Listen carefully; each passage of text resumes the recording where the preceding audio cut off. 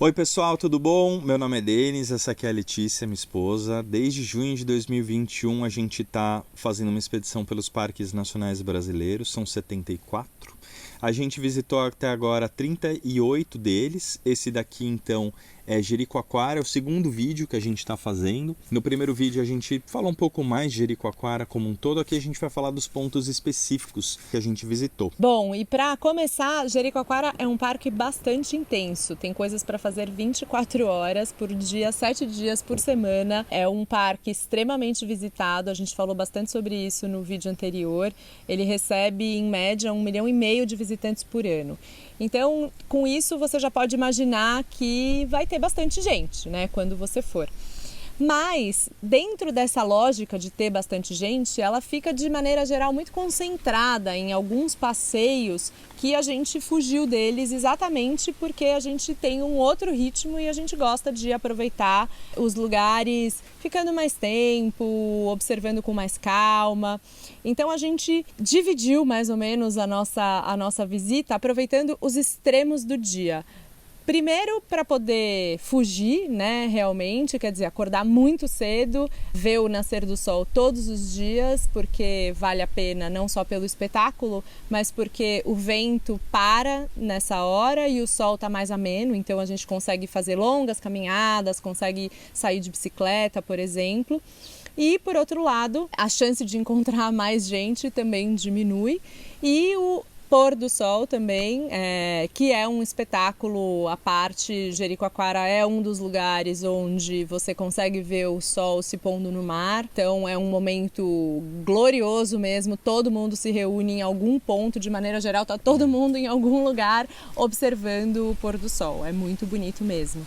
Mas a gente acabou concentrando, né, as nossas visitas, as nossas movimentações ao longo desses extremos, muito também pela questão do clima. O sol é muito forte quando você está ali ao meio-dia, é daquela coisa que você não vai ter vontade de fazer absolutamente nada. Você quer ficar estatelado no chão ou na areia, onde quer que for, numa sombra de preferência, sem ter muita energia para fazer as coisas. Então, de novo, deem preferência, nossa dica, né? Deem preferência para os extremos do dia, para fugir não só da quantidade de pessoas, como do clima extremo. Um dos lugares mais visitados no parque é a Pedra Furada. E vamos tentar caminhar então até a Pedra Furada, que é um dos principais pontos aqui turísticos. E a gente consegue caminhar aqui pela beira. A maré está baixa. A maré está baixando, então a gente sabe que agora vai ser boa hora. É aquele lugar onde todo mundo vai. Todo mundo vai pelo menos uma vez para tirar uma foto, para curtir, enfim. E tem duas formas de chegar lá, 3 formas de chegar lá, mas uma delas vai deixar de existir. Uma delas é ir de charrete, a outra delas é ir de carro e a outra delas é ir a pé ou de bicicleta, mas vamos botar ela junto. Então, de charrete, você consegue fazer um passeio, você senta, vai ali na charrete, isso é uma coisa que vai deixar de acontecer por questões ambientais e também de tratamento de animais, né? De carro, você chega Só relembrando, né, em unidade de conservação, qualquer espécie que seja exótica, ou seja, que não seja natural, característica daquele bioma, não pode frequentar, né? Então, o jegue não é específico. De carro, você consegue ir rapidinho, é fácil o acesso, né? Você geralmente para ali num estacionamento, caminha mais ou menos uns 500 metros, 700 metros e você chega na Pedra Furada. Ou você pode ir, como a gente fez da vila, você pode sair a pé e ir pela praia ou pelo serrote, né? Qual que é a diferença? Você vai conseguir ir pela praia se a maré estiver baixa. No primeiro vídeo, a Lê falou que tem toda essa questão, né, do relacionamento que as pessoas têm com a natureza, com o vento, com as chuvas e com as marés. Para quem quer que você pergunte ali em Jericoacoara, a pessoa vai saber como está a maré, que horas que dá, que horas que não dá, porque as pessoas estão muito conectadas com isso, porque afinal elas circulam por ali e as atividades diárias delas são impactadas de acordo com a maré. Não só a maré, como a lua, né? Porque como a lua influencia diretamente no movimento das marés, é muito impressionante, porque todo mundo sabe em que fase da lua a gente está, o que é interessantíssimo. É super interessante. É muito legal. E então a gente saiu a pé, só que a gente acabou indo um pouquinho antes, a gente foi um pouco ansioso, a gente foi um pouquinho antes da maré baixar completamente. E a gente então não conseguiu na ida ir pela praia o tempo inteiro, o que foi ótimo. A gente subiu o morro, a gente subiu ali o serrote e foi até a Pedra Furada, e na volta a gente veio completamente ali pela praia, né? Porque subiu já tinha o serrote ali. E subiu o serrote por onde a gente foi, porque se a gente tivesse ido de início, a gente teria ido, né, pela parte não fofa, mas a gente foi no começo pela praia e depois a gente teve que subir ali uma duna empinada, assim, que para cada passo que você dá, você volta 2, né? Brincadeira, mas você volta meio. Então você tem que fazer bastante esforço para subir ali. Se alguém tiver atrás de fazer exercício, esse é o lugar para ir logo cedo ali para poder subir.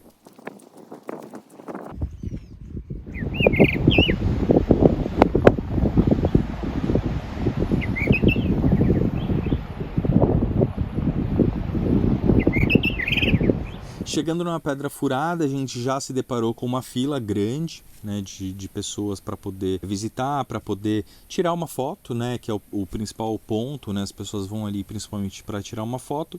E a gente então ficou ali olhando aquela pedra, olhando a movimentação, e a gente aproveitou o nosso tempo também para não só tirar foto, mas para poder olhar para a pedra. E é uma pedra, de novo, como a Lê falou, de toda a questão geológica no primeiro vídeo, se você não viu, vale a pena ver ou vale a pena rever.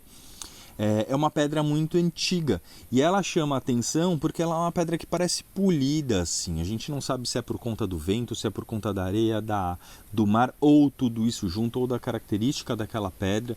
Mas é uma pedra assim brilhante, uma coisa assim que, sei lá, eu acho que eu nunca tinha visto desse jeito.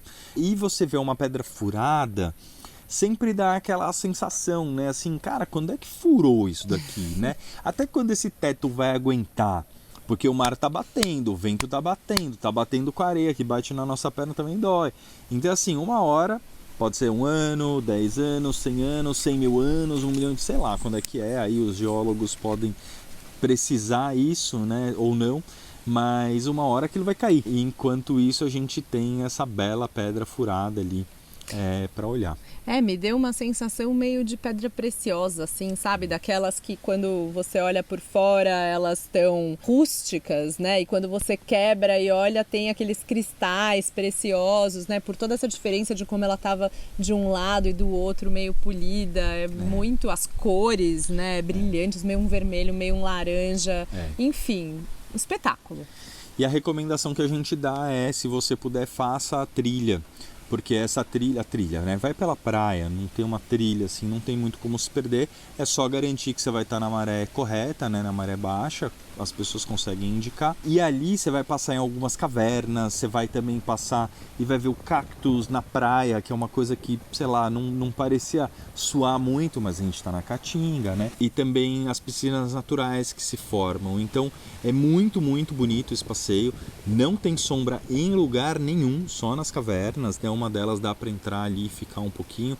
As outras têm bastante morcego, então você acaba ficando de fora ou tem um acesso um pouco mais difícil. Elas são bonitas de olhar por fora. Tem que ir bem preparado, com chapéu, com protetor solar, com roupa de manga comprida, se for possível, bastante água.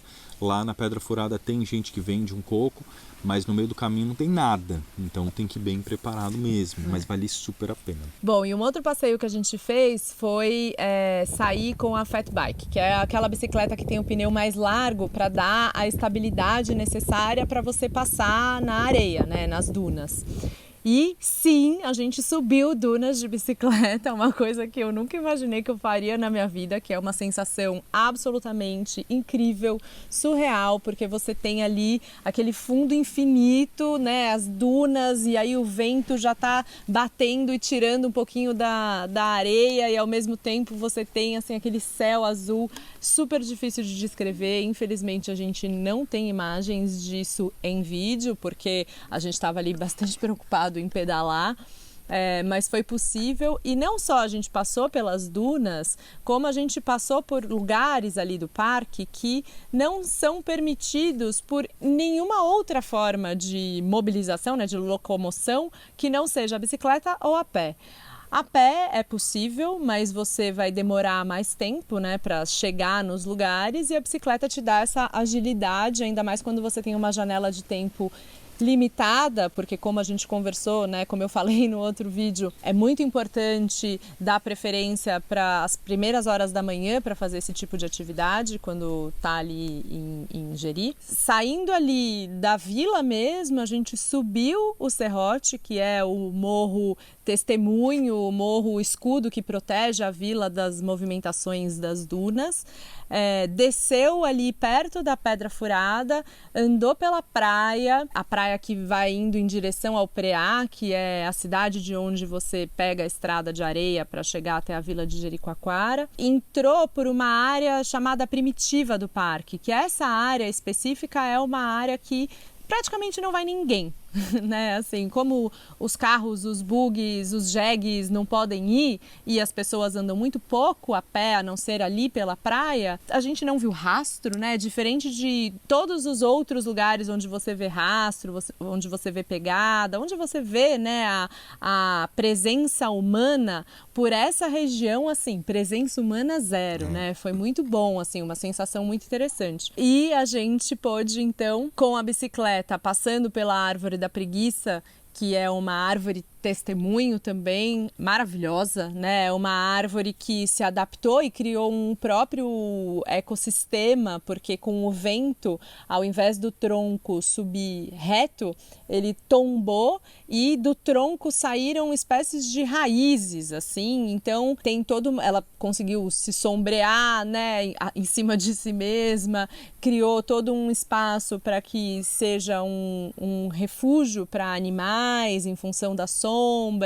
Então é uma árvore ali que fica sobressaindo, né, dentro da paisagem, aquela coisa bem verde assim, que vale muito a pena, e você vê todo o movimento dos troncos retorcidos. E a gente entrou pela Árvore da Preguiça para essa parte primitiva, até que a gente foi subindo pelas dunas até voltar para a vila. Foi um passeio que durou mais ou menos 3h30, né? Tem que sair bem cedinho, a gente saiu às 5 horas para dar tempo de ir e voltar sem ter o sol forte e o vento na cabeça, mas surpreendentemente foi possível, né? Assim, eu imaginei que a gente voltaria muito mais exaustos do que a gente voltou, mas essa diferença do pneu da bicicleta e de você não ter o vento conta bastante, e a gente recomenda bastante. Existem outras possibilidades também de fazer um passeio menor, ou inclusive de alugar a bicicleta para ir dar uma volta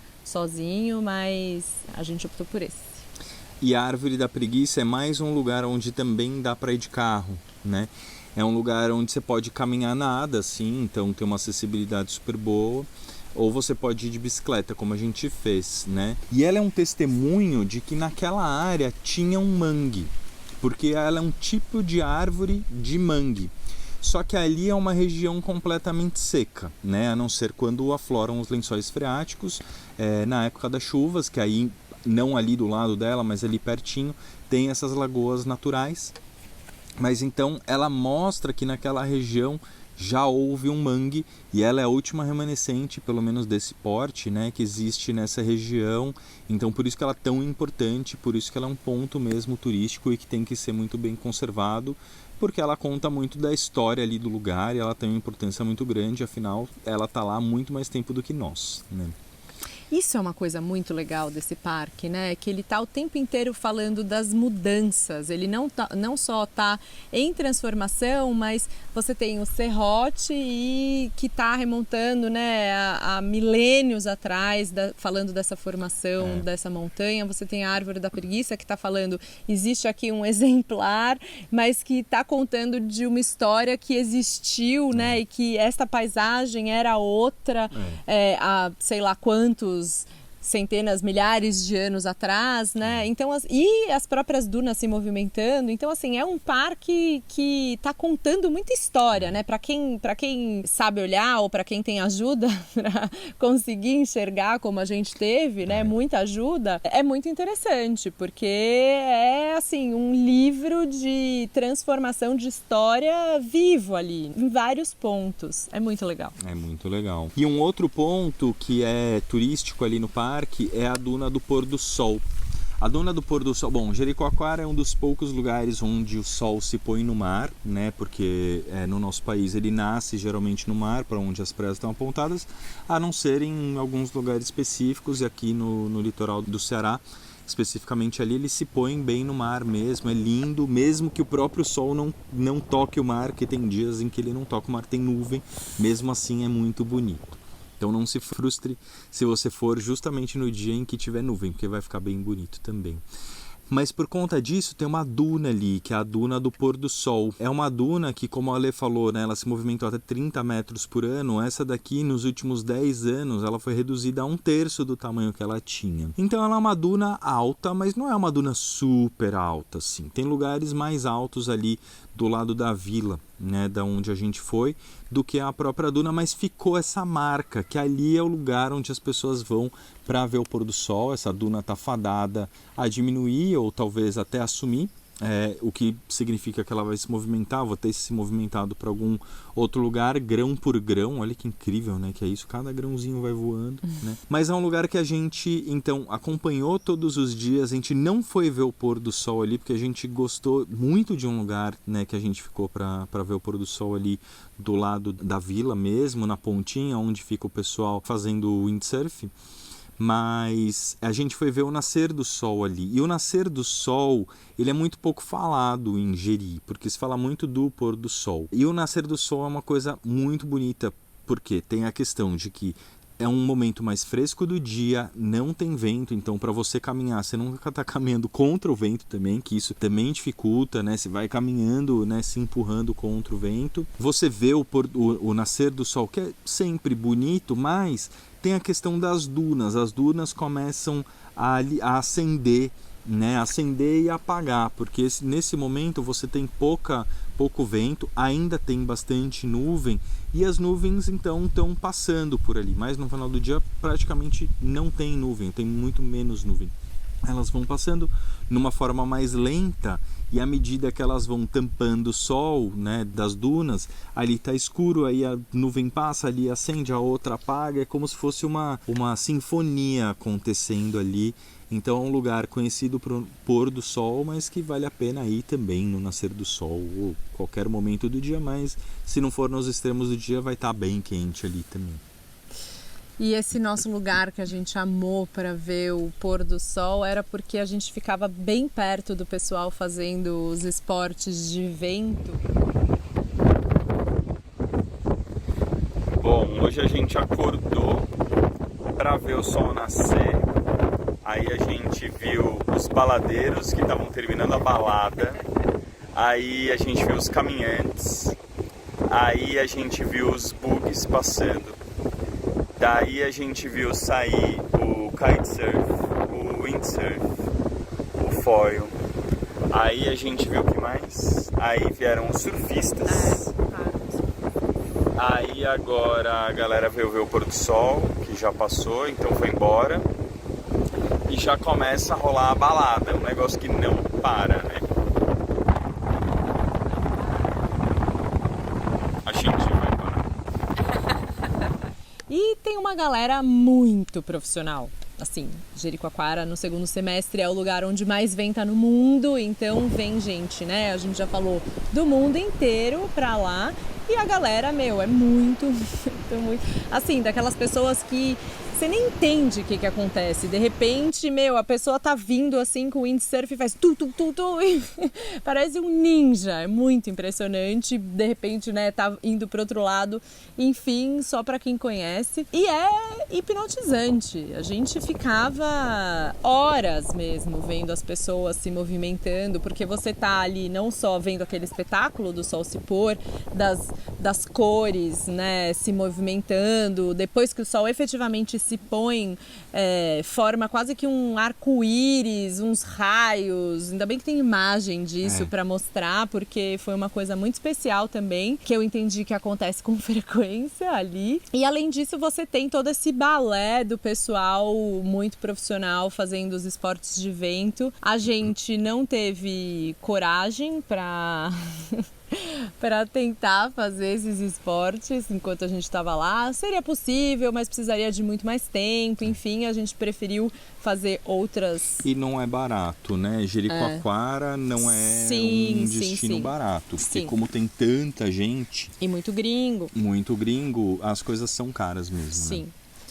Então a gente optou por não fazer as aulas, mas a gente foi fazer um outro esporte náutico que foi muito bacana também, que foi a canoa polinésia ou a canoa havaiana. Mais uma vez, tem que acordar bem cedinho, a gente se reuniu às 4 horas da manhã ali na praia. Para montar a canoa, você fica esperando que seja uma coisa meio Nutella, né? A gente está acostumado, tá bom, montar a canoa, mas não, a gente monta efetivamente a canoa, a gente rema, somos nós, né, em grupo, que faz o trabalho mesmo e dá essa noção de coletividade mesmo, né? Da importância e do papel que cada um tem ali na canoa, porque isso é uma coisa que a gente aprendeu. Geralmente são 6 pessoas em cada canoa e cada um tem a sua função. O que vai ali na frente vai dar o tom da remada, o segundo vai passar para os de trás qual que vai ser o tom, o terceiro é o responsável por contar, porque você vai de 1 até 11, quando chega em 11 ele dá um sinal, que é hip, e aí todos os outros respondem com roll e você muda o remo de lugar, porque você tem um remo só e você, para não cansar, né, para não ficar desequilibrado de um lado só, você rema de um lado 12 vezes, aí muda, rema do outro lado 12 vezes. Você tem o outro que vai fazer o peso, que é quando você está passando uma onda muito forte, alguém precisa se jogar para o lado, que foi você, né, no caso, para conseguir manter com que a canoa não vire. E você tem a pessoa que vai estar no leme, que vai estar responsável por dar o direcionamento mesmo. Então, assim, é um trabalho em equipe, a gente só se locomove porque todo mundo rema junto. É não só um negócio delicioso, como você pode ficar pirando na questão simbólica mesmo, né? Do que a gente consegue individualmente, do que a gente consegue quando a gente faz em grupo, o que cada um contribui, a forma com que cada um contribui. Tem todas essas piras que a gente pode entrar, que a canoa polinésia proporciona, né? Nos convidou a fazer. E sem contar o fato de você estar ali remando no nascer do sol. A gente não vai chegar.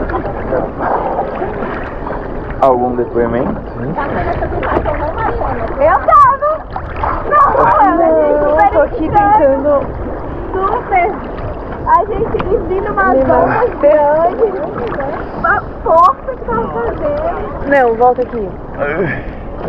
Cadê aquele mato? Bom, acordamos às 3 para chegar às 4 na canoa havaiana com a expectativa de ver o nascer do sol na Pedra Furada, mas não foi hoje porque o vento quis aparecer mais cedo e estava muito dura a remada.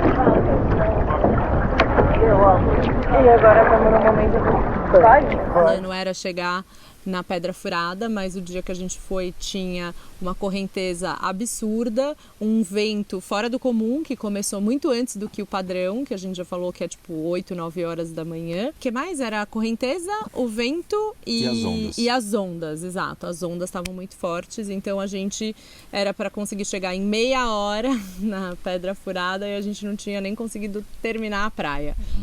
Mas, mesmo assim, foi uma delícia poder tomar aquele banho de mar. A gente viu o nascer do sol vindo ali atrás do serrote, que é sempre lindo. E ficou a experiência da canoa. É um lugar meio sem segredo, assim, para visitar. Porque você vai visitar, vai ter coisa para você fazer. Então, se você curtir balada e ir pra praia, vai ter o que fazer. Se você curtir esportes e ficar de boa, vai ter o que fazer. Se você curtir se programar exatamente tudo antes de ir, vai ter o que fazer. Não programa nada, vai ter o que fazer, né? Então é muito gostoso, é isso, é praia, é fácil, você se movimenta a maior parte ali a pé mesmo, né? Ali pertinho. tem uma infraestrutura muito boa, né, que colabora com o parque, tem todas as questões do impacto que a gente já falou no outro vídeo também. Tem um mangue maravilhoso ali, que também o turismo está sendo ordenado, deve ser encontrada também uma forma para que as pessoas possam ir. A gente teve uma oportunidade belíssima de acompanhar o ICMBio, a equipe do ICMBio e alguns voluntários que estavam fazendo medidas ali, mensurações, né, em termos das tocas dos caranguejos e da flora também, as correlações disso. É um trabalho científico que é super importante, duro de fazer.